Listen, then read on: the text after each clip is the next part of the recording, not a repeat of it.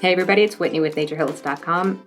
National Pollinator Week is fast approaching, and in our neck of the woods, that is a reason to celebrate. We're often asked how to best help our local pollinators and what can be done in our gardens to attract more. We put our heads together on our end and came up with 5 really good ways to bring the busy bees, beautiful butterflies, and maybe even a hummingbird or 2 to your garden. Number 1, create an area with some wind protection. It doesn't have to be a lot, so there's no reason to go erecting rows and rows of trees. However, we strongly believe that everybody should. Mostly what pollinators are looking for is a little protection from the stronger gusts. I mean, who likes holding on for dear life while grabbing a snack?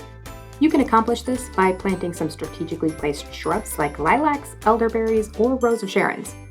They'll give you some cover, look fantastic, and provide nectar. A win-win-win, if you will. Number 2, add a water feature. It's a small addition, but our pollinator friends get thirsty too, and having a nearby source of water really helps them out. This can be a bird bath, fountain, small pond, or any combination. The important part is to make sure there's a large flat surface to accommodate our butterflies and bees. They have little legs. Keep the water clean and fresh to avoid spreading diseases, and the pollinators will come for the plants and stay for the ease of water and shelter. Number 3, use native plants. I am sure you've seen this advice before, but it's so important that it'd be impossible for us not to mention it here.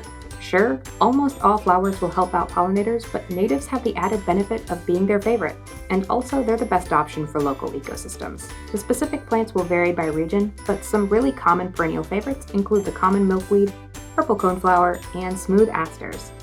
There are also plenty of bushes and shrubs like the red chokeberry, buttonbush, and American cranberry bush viburnum.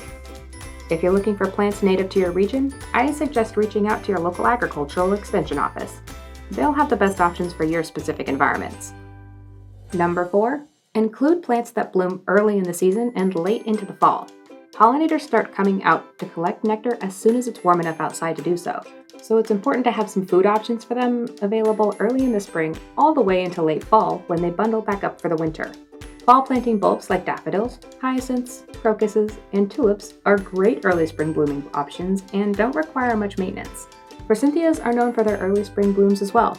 As for late season bloomers, try adding coreopsis, Joe Pyeweed, and Russian sage.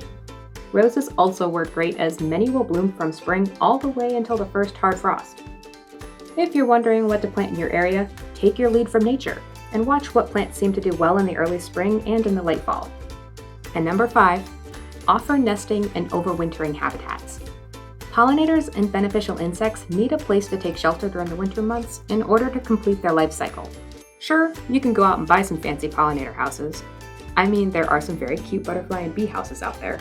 But there are also plenty of cost-effective ways to give the pollinator shelter too.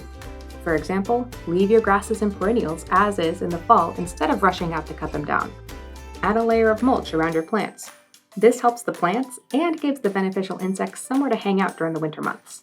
Then in the spring, keep the grass, leaves, stems, and other debris in place a little longer than normal to give the pollinators a chance to wake up. Many are also starting to participate in No-Mow May, which allows the grass flowers and weeds to help feed the pollinators during the earliest days of spring. Helping out the pollinators you already have and attracting more to your garden are 2 sides to the same coin. Accomplish one, and the other surely follows. Hopefully these tips will help you out, and don't forget to thank your pollinators. Do you enjoy our videos? Let me know by liking this one and subscribing to our channel. Make sure to turn on notifications to get updated about new content. We post regularly, and I love growing our community of plant lovers. If you're looking for specific advice and don't see it on our channel, feel free to make a request down in the comments, or check out our #ProPlantTips blog.